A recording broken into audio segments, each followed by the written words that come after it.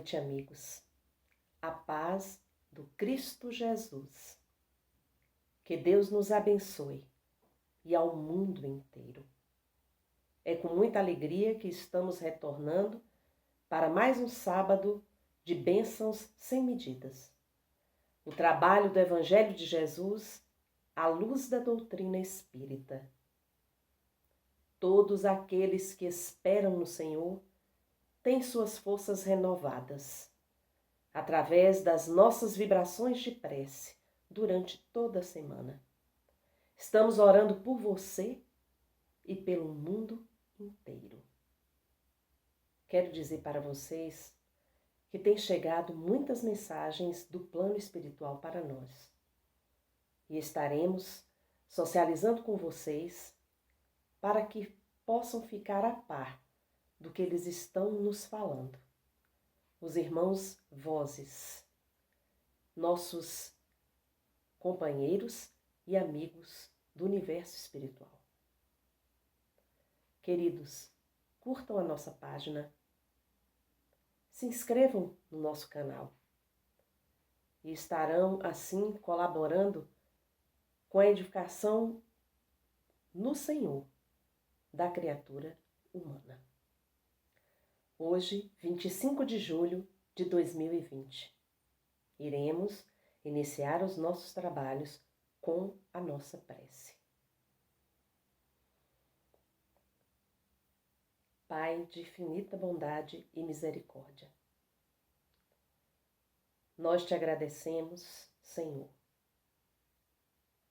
por todas as oportunidades que tem nos dado. Rogamos, Pai, em nome do teu Filho amado Jesus, em benefício de nós e de toda a humanidade. Suplicamos a tua misericórdia, Senhor, que se derrame sobre nós em forma de força, coragem, bom ânimo, fé, confiança. Confiança, Senhor, nos teus propósitos. E que todos nós e toda a humanidade possa despertar neste momento de dor. Que a nossa consciência se amplie e que a cada momento possamos galgar o crescimento espiritual. Agradecemos a Jesus e aos benfeitores espirituais, esses irmãos iluminados, que têm nos conduzido através da orientação e da doutrina, que ressoa em nossos ouvidos como música suave e nos conduz ao caminho de paz e de esperança no futuro. Que a paz de Jesus esteja com todos, neste momento e sempre. Que assim seja. Queridos amigos, companheiros do Colônia Nosso Lar e todos vocês que assistem ao nosso canal. O tema da noite tem como título A Vontade Divina. Vamos então, nesta noite, refletir um pouco sobre a vontade divina, como a vontade divina pode agir em nossas vidas, como nós podemos compreender a vontade de Deus em nossas existências. Pois bem, sempre que nos deparamos com tragédias, acontecimentos ruins, ouvimos as pessoas dizerem: é a vontade divina, Deus quis assim, Ele sabe de todas as coisas, e etc. Os espíritas vão mais além. Eles falam: é a vontade de Deus, mas estamos seguindo o curso natural da lei, da lei de causa e efeito, as pessoas estão resgatando o passado. Então, as pessoas que estão sofrendo é porque cometeram erros no passado. E, por exemplo, nesse momento agora de pandemia, é comum as pessoas falarem, os espíritas falarem. Nós estamos no mundo de provas e expiações, numa transição para um mundo de regeneração, então é natural que tudo isso esteja acontecendo. São mortes coletivas, coletivamente as pessoas, elas agiram de tal forma que agora elas estão sofrendo os rigores da lei. Então, é natural que isso esteja acontecendo, está tudo sob controle e etc. É importante nós abrirmos um espaço aqui para refletirmos o seguinte. É natural que tudo isso esteja acontecendo, mas você já parou para pensar o quanto a pandemia tem levado pessoas que são importantes para outras pessoas, pessoas caras para outras pessoas?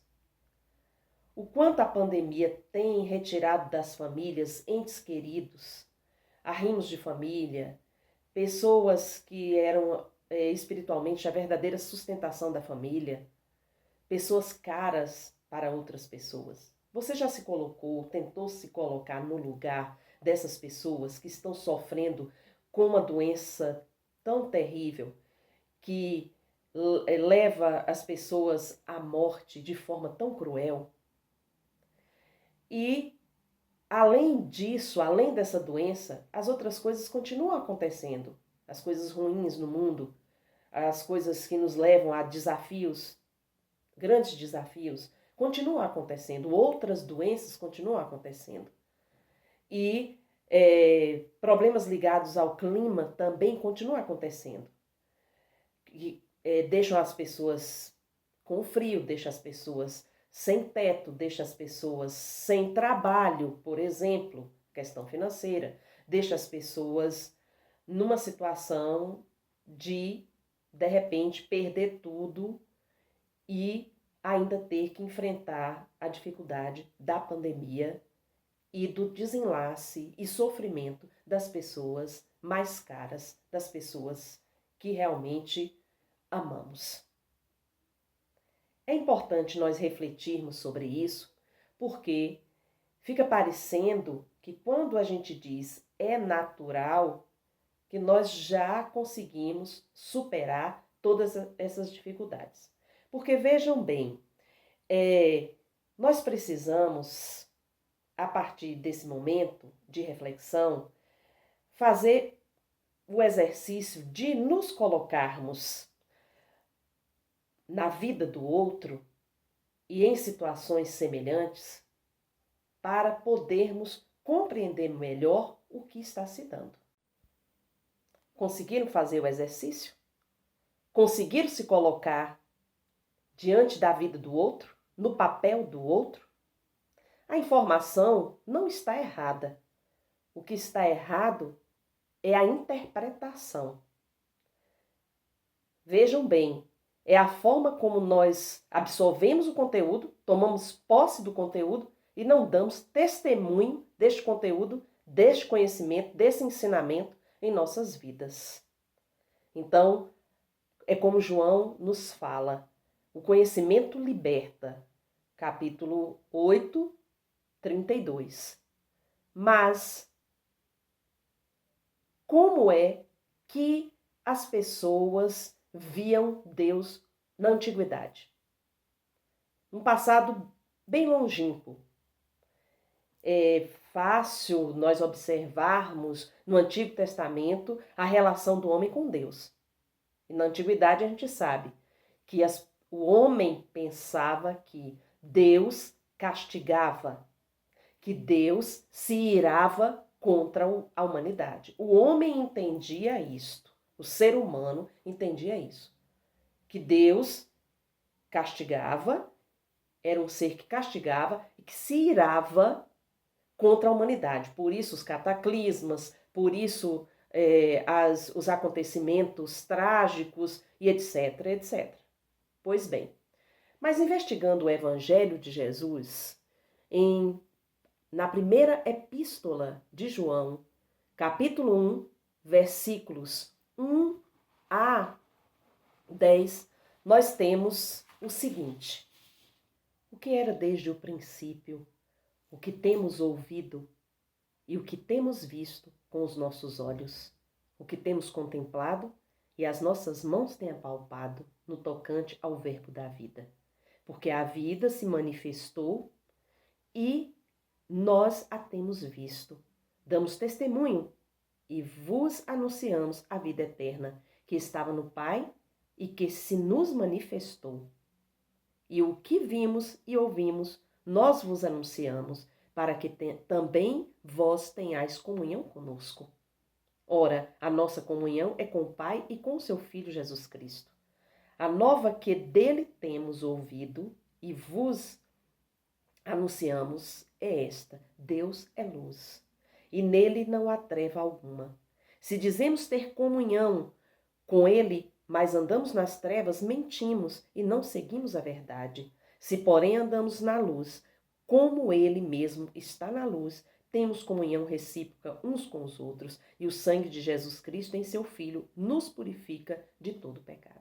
Então vejam bem as informações que João nos dá aqui nesse momento.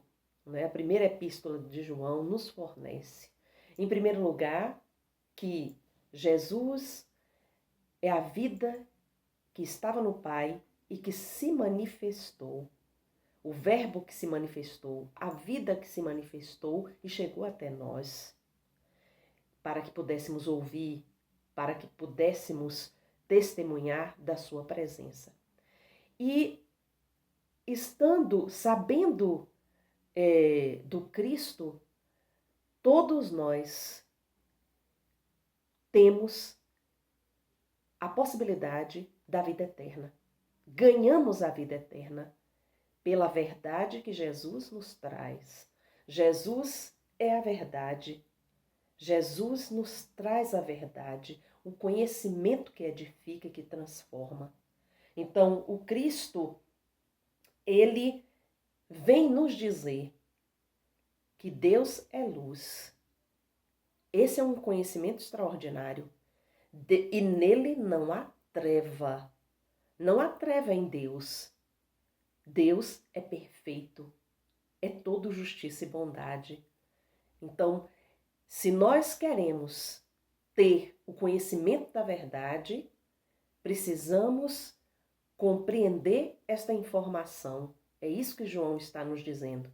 Precisamos entender a verdade que é o Cristo, a verdade que ele traz, porque a verdade que ele traz nos transforma em pessoas sintonizadas com o Pai, porque somente ele pode nos dizer essa verdade, visto contemplar a face de Deus.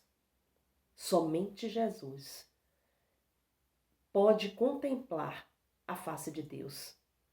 Então, desta forma, ele é que nos traz esta verdade para que nós tenhamos comunhão com o Pai e com o Filho. Essa comunhão, o que representa para nós essa comunhão? Representa um comportamento voltado para o conhecimento, para a compreensão, e essa compreensão, ela vai nos transformar. À medida que somos conhecedores da verdade, nos transformamos por esta verdade. Não há equívocos, não há má interpretação. Sabedores da verdade, racionalizando o conhecimento, refletindo no conhecimento, à luz da razão, nós seremos capazes de galgar o caminho da evolução que a nós está destinado pelo Pai, o caminho da evolução. Jesus veio nos revelar esse caminho da evolução. Então, nós podemos galgar o caminho da evolução, do crescimento espiritual, a partir do momento que, tomando posse da verdade, possamos transformar as nossas vidas a partir desse conhecimento, em atitudes, em ações, em entendimento, vivendo as nossas vidas, superando os desafios, vencendo os desafios. E à medida que andamos, a nossa sintonia com o Pai demonstrará o entendimento que passo a passo teremos daquilo que Ele é e daquilo que Ele reserva para toda a humanidade. Meus irmãos, em Deus não há conhecimento sem fé. O conhecimento só vai poder mover o espírito se ele acreditar. Só assim ele vai poder lidar com a razão. É como nos fala o irmão Jeremias, um mentor espiritual da nossa casa. Não basta a máquina física andar. O espírito tem que mover-se. De acordo com o Evangelho de Jesus, com base no Evangelho do Cristo, a doutrina espírita nos esclarece. Na questão 627, quando Kardec pergunta no Livro dos Espíritos, desde que Jesus ensinou as verdadeiras leis de Deus, qual é a utilidade do ensinamento dado pelos Espíritos? Tem ele mais alguma coisa para nos ensinar? E os Espíritos respondem: o ensinamento dos Espíritos deve ser claro e sem equívocos, a fim de que ninguém possa pretextar a ignorância e cada um possa julgá-lo e apreciá-lo com sua própria razão. Estamos encarregados de preparar o reino de Deus anunciado por Jesus. E por isso é necessário que ninguém possa interpretar a lei de Deus ao sabor de suas paixões, nem falsear o sentido de uma lei que é todo amor e caridade. Então, o esclarecimento dado pelos Espíritos ajuda as pessoas a não se perder nas interpretações. Esse é o papel dos Espíritos. Essa questão nos esclarece sobre este ponto, de ajudar as pessoas a compreender melhor a lei de Deus. Esse é o papel da doutrina espírita. E mais adiante, nós podemos observar, porque os Espíritos aqui deixam claro na 627, que nós não podemos interpretar a lei de Deus de acordo com as nossas paixões e nossos interesses. Falsear a lei, como os Espíritos colocam.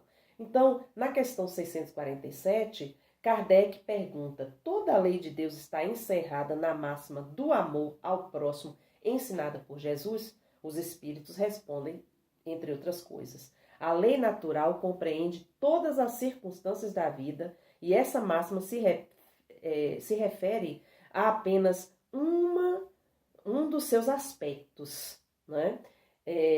Que é a questão do amor ao próximo, um dos aspectos da lei natural. Mas a questão 648 já amplia essa questão quando nos diz assim: que pensais da divisão da lei natural em 10 partes, compreendendo as leis sobre a adoração, o trabalho, a reprodução, a conservação, a destruição, a sociedade, o progresso, a igualdade, a liberdade e, por fim, da justiça, amor e caridade. E aí os Espíritos respondem, no último parágrafo que eu trouxe aqui para que vocês tivessem essa informação. A última é a mais importante. É por ela que o homem pode avançar mais na vida espiritual, porque ela resume todas as outras. Qual a lei que resume todas as outras? É justamente a lei de justiça, amor e caridade. Vejam bem, nós estamos falando da vontade divina. Nós estamos falando da ação divina em nossas vidas. Como prevalece a vontade divina em nossas vidas? Os Espíritos aqui nos respondem que a mais importante, que aqui vamos colocar assim, a lei que proporciona o avanço do homem integralmente, a mais importante, e é por ela que o homem avança, é a lei de justiça, de amor e caridade. Então, observem. Justiça, amor e caridade.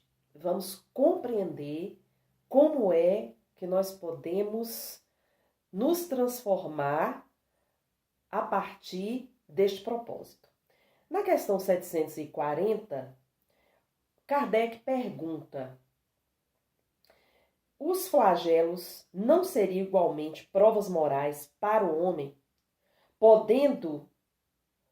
pondo às voltas com necessidades mais duras? E aí os espíritos respondem: os flagelos são provas que proporcionam ao homem a ocasião de exercitar a inteligência, de mostrar a sua paciência e a sua resignação ante a vontade de Deus, ao mesmo tempo que lhe permitem desenvolver os sentimentos de abnegação, de desinteresse próprio e de amor ao próximo, se ele não for dominado pelo egoísmo. Então vejam quais são os pontos mais importantes que podemos levar em conta para a transformação humana. A justiça, o amor, a caridade, né? E o fim do egoísmo. A eliminação do egoísmo. São pontos importantes da lei natural, presentes na lei natural, nas leis divinas, que são fundamentais ao ser humano. A todos nós, criados por aquele ser justo e bom, que é luz e que não é trevas. Então vejam, na 741, Kardec continua perguntando: é dado ao homem conjurar os flagelos que o afligem? Como é que o homem pode se afastar desses flagelos? Como é que o homem pode deixar de viver estes flagelos? Deixar de merecer estes flagelos? E aí, os espíritos respondem a Kardec: sim, em parte, mas não como geralmente se pensa. Muitos flagelos são as consequências de sua própria imprevidência. À medida que ele adquire conhecimento e experiências, pode conjurá-los, quer dizer, preveni-los. E eles continuam aqui dizendo: se souber pesquisar-lhes as causas, pode preveni-los, se souber pesquisar-lhes as causas. Como pode ser isso? Mas entre os males que afligem a humanidade, há os que são de natureza geral e pertencem aos desígnios da providência. Os espíritos estão esclarecendo. Desses, cada indivíduo recebe, em menor ou maior proporção, a parte que lhe cabe, não lhe sendo possível opor nada mais que a resignação à vontade de Deus. Não lhe sendo possível opor nada mais que a resignação à vontade de Deus. Mas ainda esses males são geralmente agravados pela indolência do homem. Então, vejam bem, queridos amigos, companheiros, o segredo da vontade divina em nossas vidas. A indolência do homem, a rebeldia, a indisciplina. Então, o homem precisa parar de culpar a Deus e passar a avaliar comportamentos, modificar comportamentos. A questão 743 vem nos esclarecer, finalizando esse ponto da nossa discussão. Quando Kardec pergunta aos espíritos: a guerra desaparecerá um dia da face da terra? E os espíritos respondem: sim. Quando os homens compreenderem a justiça e praticarem a lei de Deus, então todos os povos serão irmãos. Praticarem a lei de Deus. justiça, amor e caridade.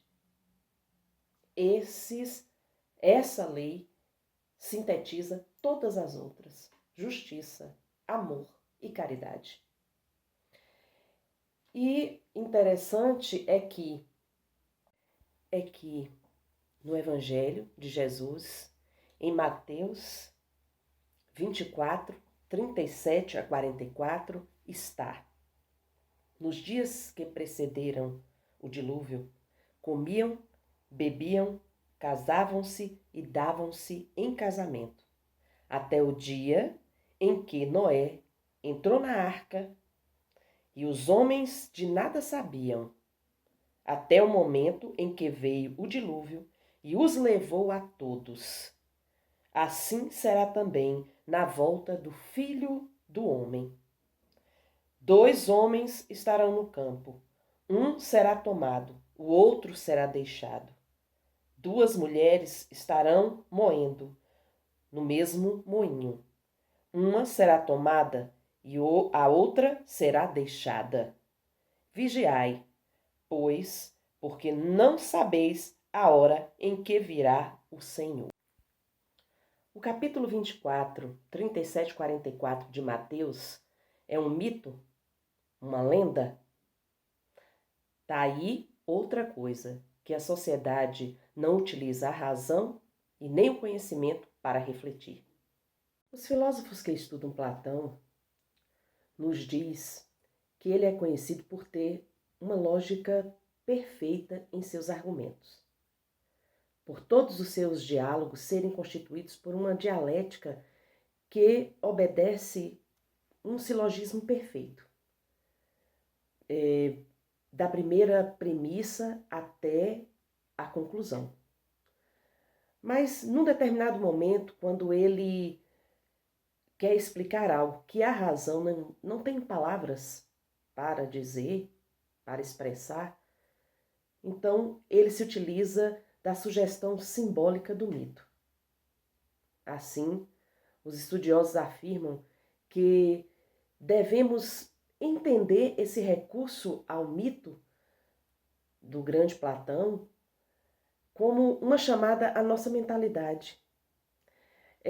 A nossa mentalidade simbólica, intuitiva, um apelo para que mergulhemos dentro de nós mesmos para encontrarmos respostas mais profundas. Dessa forma, o mito não é uma brincadeira. O mito é uma verdade que precisa ser compreendida à luz da razão. O mito não é uma história fantasiosa criada para o entretenimento. O mito em Platão está na teoria das ideias, um trabalho extraordinário que vale a pena conferir. E Emmanuel vem nos ajudar a entender o capítulo 24 do Evangelho segundo o Espiritismo com uma mensagem intitulada Vigilância, quando ele nos diz: ninguém alegue o título de aprendiz de Jesus para furtar-se ao serviço ativo na luta do bem contra o mal, da luz contra a sombra. A determinação de vigilância partiu dos próprios lábios do Mestre Divino. Como é possível preservar algum patrimônio precioso sem vigiá-lo atentamente? O homem de consciência retilínea, em todas as épocas, será obrigado a participar do esforço de conservação, dilatação e defesa do bem. É verdade indiscutível que marchamos todos para a fraternidade universal, para a realização concreta dos ensinamentos cristãos. Todavia, enquanto não atingirmos a época em que o Evangelho se materializará na terra, e não será justo entregar ao mal, à desordem ou à perturbação a parte de serviço que nos compete. E mais adiante, Emmanuel continua nos alertando. Semelhante lei de preservação vigora em toda a esfera do trabalho no mundo. E no serviço de construção cristã do mundo futuro, é indispensável vigiar o campo que nos compete. E ele finaliza dizendo: o apostolado é de Jesus. A obra pertence-lhe.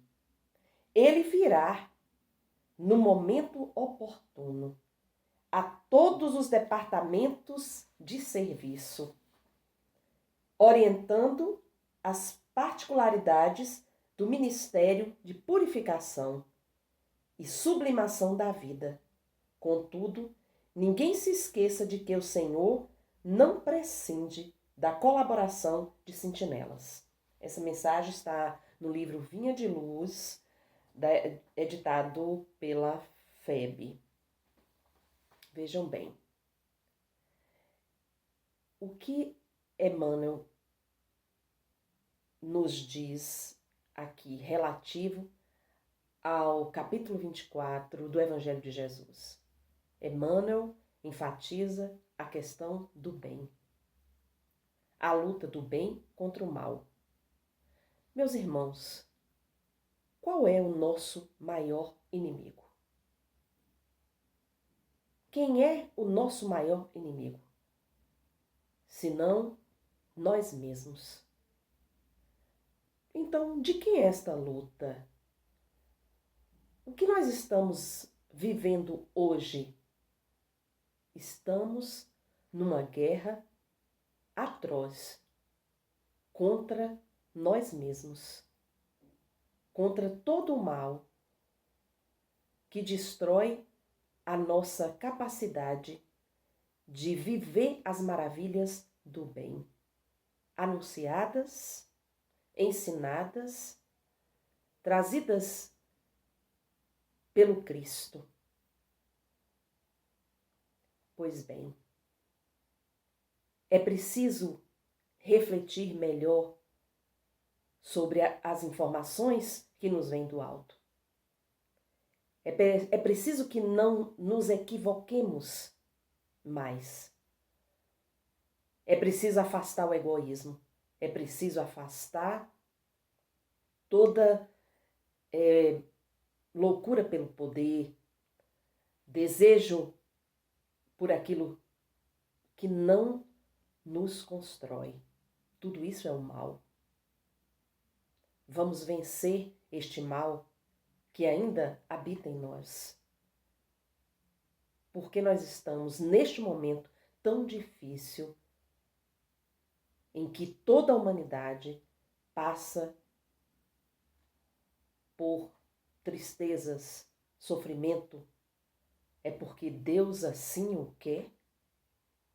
É porque Deus tem vontade que seja desta forma? Vejam bem, analisando, lembrando de Gênesis, capítulo 19, quando Abraão conversava com Deus, preocupado com a destruição de Sodoma e Gomorra, Deus disse a Abraão que pela presença de 10 justos, Sodoma e Gomorra não seriam destruídas. Então vejam, 10 justos.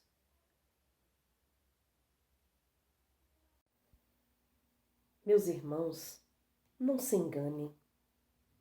O alto nos observa.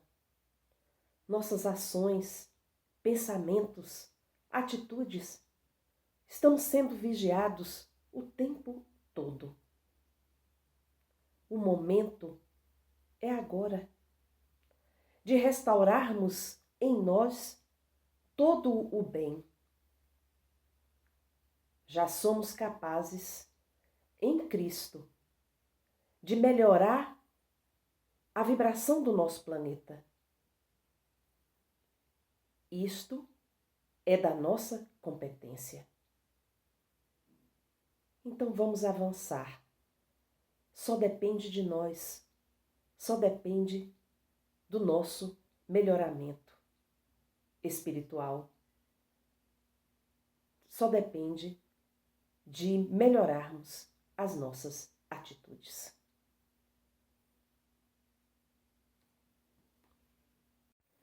Vamos finalizar a exposição desta noite com uma mensagem dos irmãos Vozes, intitulada O Reino de Deus. Que não esqueçamos mais as porções da bendita verdade que já nos foi revelada. Por que continuar a nos entristecer? Não há beleza, não há felicidade da harmonia celestial nos conceitos pessimistas de morte e miséria. A destruição vale apenas para o que ainda não vingou. Em Deus, fonte divina da criação, todo o belo e majestoso. A verdade que nos revelou o Cristo é vida em abundância, criação e renovação na plenitude do eterno existir. A boa nova revelada pelo Cristo nos informa. O Pai já nos tirou da fossa da morte, do barro do pântano. O Pai já nos firmou os pés sobre a rocha da salvação, dando em Cristo segurança aos nossos passos. Se crês, amados, digam assim seja, em louvor ao Divino Mestre Jesus Cristo. Se crês, pois, feliz é aquele que crê na promessa de Deus em curso de realização no Cristo Jesus. Feliz o que colocar no Senhor da vida a sua esperança. Felicidade é despertar para o reino de Deus em nós. Muita paz, irmãos Vozes. Meus irmãos, eu quero agradecer a todos pela atenção, que Jesus os abençoe sempre. E até uma próxima oportunidade. Muita paz a todos.